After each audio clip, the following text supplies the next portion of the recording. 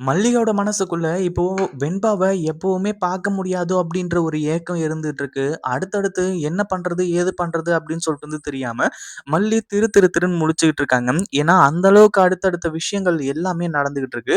அதுவும் இல்லாம இப்ப என்ன ஆச்சு அப்படின்னு பார்த்தீங்கன்னா, ஒரு பக்கம் நம்ம மல்லி இருக்காங்க இல்லையா? அவங்கள வெண்பா பார்க்கவே கூடாது. அதாவது எந்த காரணத்த கொண்டும் வெண்பாவ பார்க்கறதுக்காக மல்லி வந்துரவே கூடாது அப்படின்ற மாரி சொல்லி அந்த ஸ்கூல்ல வச்சு நல்லா சம்பவத்த சிறப்பா இந்த சுடர் செஞ்சுட்டு வந்தா அப்டின்னே சொல்லலாம். அடுத்ததா மல்லி இருந்துட்டு வெண்பாவ பார்க்கறதுக்காக போனாலுமே, அதாவது அங்க தான் மீட் பண்றதுக்கு ஒரு மிகப்பெரிய சான்ஸ் மல்லிக்கு இருந்துட்டு இருந்துச்சு. ஸ்கூலோட சாப்டரும் இப்போ க்ளோஸ் ஆயிடுச்சு. அடுத்ததா என்ன பண்றது? ஏது பண்றதுன்னு மல்லிக்கு ஒண்ணுமே புரியல. ஆனா இவ்ளோ பெரிய பிரச்சனையில இருக்கும்போதும் கூட, ஆனா நம்ம மல்லி யோசிக்கிற ஒரே விஷயம் என்ன அப்டின்னு பார்த்தீங்கன்னா விஜய் நல்லா இருக்கணும். அதே மாரி விஜய் செய்ற இந்த ப்ராஜெக்ட் அடுத்தடுத்து நல்லபடியா போகணும். இவங்க யாரு என்ன நெனச்சாலும் சரி, அது எல்லாத்தையுமே தகர்த்தெறிஞ்சுட்டு விஜய இந்த ப்ராஜெக்ட்ல நம்ம ஜெயிக்க வைக்கணும். அதுவே நமக்கு போதுமான ஒரு விஷயம். அதாவது நம்ம மல்லி இப்போ 2டே 2 விஷயம் தான் யோசிச்சிருக்காங்க. அதுவும் தனக்காக கிடையாது. அதாவது மல்லி வெண்பாவுக்கும் அடுத்ததா விஜய் 2 பேருக்கும் இங்க மிகப்பெரிய பிரச்சனையா இருக்கக்கூடியது இந்த சுடர். அதாவது 2 பேரையுமே நல்லா ஏமாத்திட்டு இருக்கா இந்த சுடரு. உண்மையான ரேணுகா இறந்து போயி பல வருஷம் ஆயிடுச்சு. அப்படி இருக்கும்போது இங்க இருக்கக்கூடியது போலியான ரேணுகா. அந்த ஒரு விஷயத்த நிரூபிக்கணும். அது ஒண்ணு நம்ம மல்லியோட மனசுக்குள்ள இருக்கிறது. அதே மாரி அடுத்ததா என்ன இருக்கு அப்படின்னு பார்த்தீங்கன்னா, அதாவது நம்ம விஜய் இருக்காரு இல்லையா? அவரு இந்த ப்ராஜெக்ட்ட நல்லபடியா முடிக்கணும். ஏன்னா அவருக்கு பல கோடி ரூபாய் சொத்து இருந்துச்சு. ஆனா சொந்த அக்காவே அந்த சொத்து எல்லாத்தையுமே ஆட்டைய போட்டுக்கிட்டு விஜய கழுத்த புடிச்சு வெளிய தள்ளுனாங்க. அப்படி இருக்கும்போது, இந்த ஒரு ப்ராஜெக்ட்ட விஜய் கரெக்ட்டா முடிச்சுட்டாரு. அபார்ட்மெண்ட் கட்டி மொத்தமும் சேல் ஆயிடுச்சு அப்படின்னா, அடுத்தடுத்து விஜய்க்கு அடுத்தடுத்த ப்ராஜெக்ட் வேற லெவல்ல வரும். அடுத்து விஜய் யாருமே எதிர்பார்க்காத ஒரு உயரத்துக்கு போயிருவாங்க.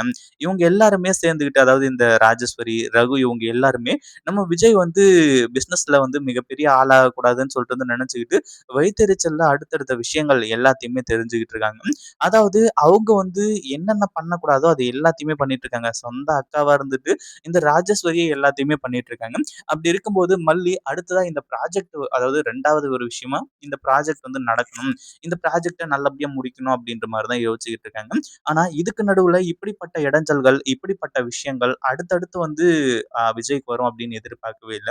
அதாவது அந்த புரோகிதர் எதுக்காக வரமாட்டேன்னு சொல்லிட்டு சொன்னாரு. இந்த ஒரு விஷயம் எல்லாமே நம்ம விஜய்க்கு, அ மல்லிக்கு இவங்களுக்கு நல்லாவே தெரிஞ்சு போச்சு. அடுத்ததா மல்லி இருந்துட்டு, இங்க கண்டிப்பா விஜயோட ப்ராஜெக்ட்ட தடுத்து நிறுத்துறதுக்காக ஏற்பாடுகள் நடக்குது அப்படின்ற ஒரு விஷயத்த தெரிஞ்சுக்கிட்டாங்க. அடுத்ததா விஜய் வெளிய கிளம்புறதுக்கு ரெடி ஆயிட்டு இருக்கும்போது, நம்ம விஜய்க்கு ஹெல்ப் பண்ணிட்டு மல்லி இருந்துட்டு இருக்காங்க. அந்த ஒரு டைம்ல இந்த ராஜேஸ்வரி எதுக்காக கிச்சனுக்குள்ள போறா? என்ன ஒண்ணுமே புரியலையே! பூனை எதுக்காக கிச்சனுக்குள்ள பதுங்குது?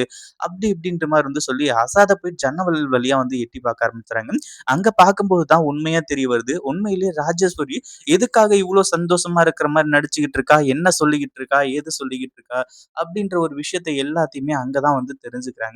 அதுவும் இல்லாம இந்த ராஜேஸ்வரி சுத்தி முத்தி எல்லா இடத்துலயும் பார்த்துட்டு அங்க யாரும் இல்ல அப்படின்னு உடனே அந்த சாப்பாட்டுல விஷத்த எடுத்து ஊத்த ஆரம்பிச்சுறாங்க. அத பார்த்ததும் மல்லிக்கு பயங்கரமான அதிர்ச்சி.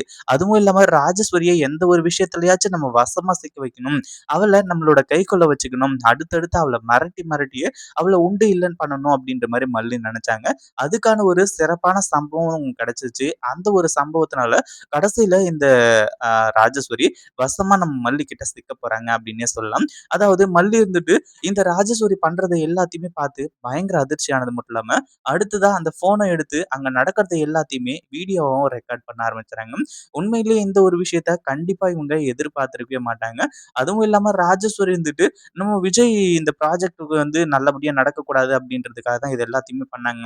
அதுவும் அடுத்தடுத்து செம்மையான பிளான் எல்லாமே இருந்துச்சு. அது என்னென்ன அப்படின்னு பார்த்தீங்கன்னா, அதாவது பேங்க் லோன் எந்த லோன் எந்த பேங்க்ல லோன் எடுத்திருக்காங்க அப்படின்ற விஷயம் எல்லாமே தெரிஞ்சுக்கிட்டு, கடைசியில அந்த பேங்க்ல போயிட்டு இந்த ஒரு ப்ராஜெக்ட்ட தடுத்து நிறுத்துறதுக்காக அந்த லோன கேன்சல் பண்ண சொல்றதுக்காக போறாங்க. ஏன்னா இந்த சொத்து எல்லாமே ஏற்கனவே கேஸ்ல இருக்கு அப்படிங்கிறதுனால, கண்டிப்பா இது எதுவுமே வராது. பேங்க் லோன் கிடைக்காது. இந்த சொத்து எல்லாமே என்னோட பேர்ல இருக்கு அப்படின்ற மாரி சொல்லலாம்னு நினைச்சுக்கிட்டு இருந்தா.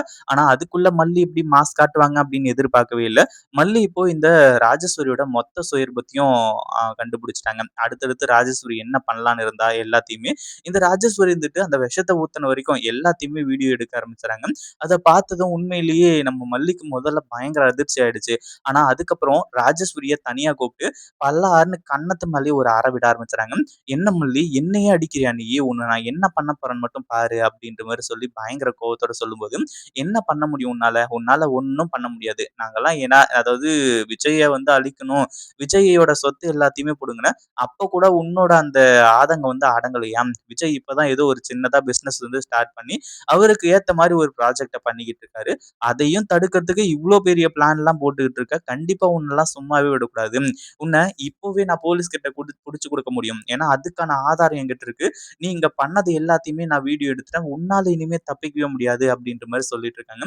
ஆனா, இந்த வீடியோவ வச்சு நான் போலீஸ் கிட்ட போறது கிடையாது. இத வச்சு போனா கண்டிப்பா நீ ஜெயிலுக்கு போயிடுவ. ஆனா, அதையும் தாண்டி உன் கண்ணு முன்னாடியே விஜய் ஜெயிச்சு காட்டணும். அதுவும் இல்லாம இந்த ப்ராஜெக்ட்ட தடுத்து நிறுத்தறதுக்காக தான் இது எல்லா ஏற்பாடும் பண்ணேன். இந்த ஒரு ப்ராஜெக்ட் நல்லபடியா நடக்கணும். அப்படி நடக்கல அப்படின்னா, இந்த வீடியோவ விஜய்க்கு மட்டும் இல்ல, ஊர் உலகத்துக்கே போட்டு காட்டிருவேன். அதே மாதிரி நீ என்னென்ன பண்ண? ஏது இது பண்ண? விஜயோட சொத்த ஆட்டைய போட்டதுலருந்து எல்லாத்தையுமே நான் எக்ஸ்போஸ் பண்ணிடுவேன். அதுக்கப்புறம் உன்னால வெளிய தல காட்ட முடியாது. கண்டிப்பா ஜெயில்ல போய் நீ களி தின்ன வேண்டியது தான் அப்படின்ற மாரி வந்து சொல்றாங்க. ராஜேஸ்வரிக்கு என்ன பண்றது? ஏது பண்றதுன்னு ஒண்ணுமே புரியல. அப்படியே நம்ம மல்லி கிட்ட சரண்டர் ஆகுதும். இந்த வீடியோ புடிச்சிருந்தா லைக் பண்ணுங்க, ஷேர் பண்ணுங்க.